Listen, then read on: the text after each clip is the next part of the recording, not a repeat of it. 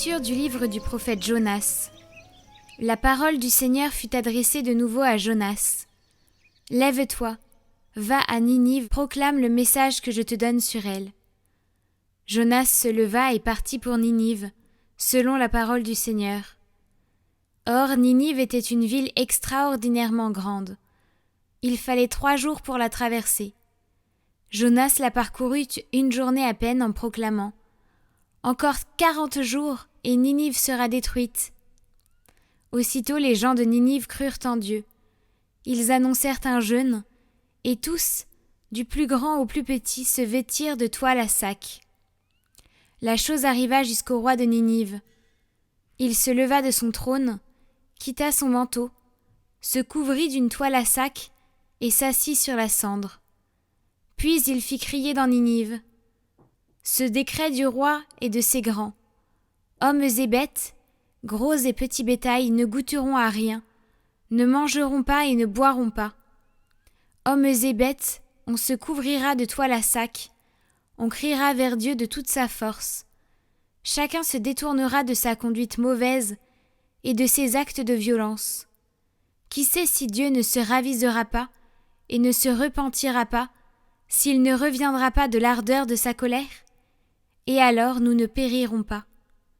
En voyant leur réaction, et comment ils se détournaient de leur conduite mauvaise, Dieu renonça au châtiment dont il les avait menacés.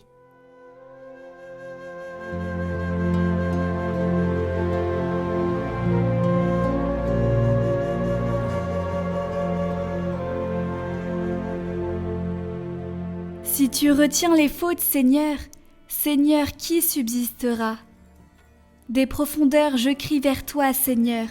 Seigneur, écoute mon appel. Que ton oreille se fasse attentive aux cris de ma prière. Si tu retiens les fautes, Seigneur, Seigneur, qui subsistera? Mais près de toi se trouve le pardon, pour que l'homme te craigne. Oui, près du Seigneur est l'amour, près de lui abonde le rachat.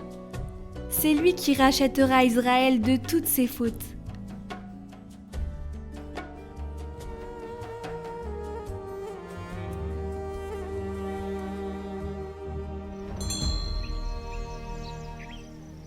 Évangile de Jésus-Christ selon saint Luc. En ce temps-là, Jésus entra dans un village. Une femme nommée Marthe le reçut. Elle avait une sœur appelée Marie, qui, s'étant assise aux pieds du Seigneur, écoutait sa parole. Quant à Marthe, elle était accaparée par les multiples occupations du service.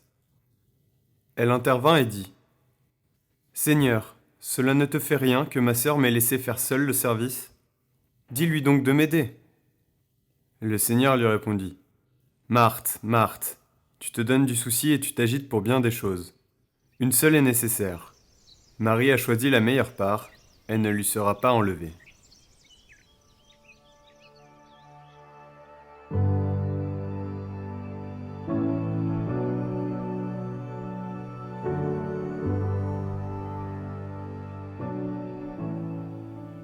Marthe le reçut dans sa maison. Marie écoutait sa parole. Ayant reçu notre Seigneur dans l'Eucharistie, l'ayant présent dans notre corps, n'allons pas le laisser tout seul pour nous occuper d'autre chose, sans plus faire aucun cas de lui. Qu'il soit notre unique occupation. Adressons-nous à lui par une prière fervente. Entretenons-nous avec lui par de ferventes méditations. Disons avec le prophète : « J'écouterai les paroles que le Seigneur me dit à l'intime de mon cœur. » Car si nous lui réservons toute notre attention, il ne manquera pas de prononcer au-dedans de nous, sous forme d'inspiration, telle ou telle parole destinée à nous apporter un grand réconfort spirituel et à être profitable à notre âme. Soyons donc à la fois Marthe et Marie. Avec Marthe, faisons en sorte que toute notre activité extérieure se rapporte à lui, consiste à lui faire bon accueil, à lui d'abord, et aussi par amour pour lui, à tous ceux qui l'accompagnent, c'est-à-dire aux pauvres dont il tient chacun non seulement pour son disciple, mais pour lui-même. Ce que vous faites à l'un des plus petits parmi mes frères, c'est à moi-même que vous l'avez fait. efforçons-nous de retenir notre hôte. Disons-lui avec ses 2 disciples se rendant au village d'Emmaüs, « Reste avec nous, Seigneur. » Et alors soyons-en sûrs, il ne s'éloignera pas de nous, à moins que nous l'écartions nous-mêmes par notre ingratitude.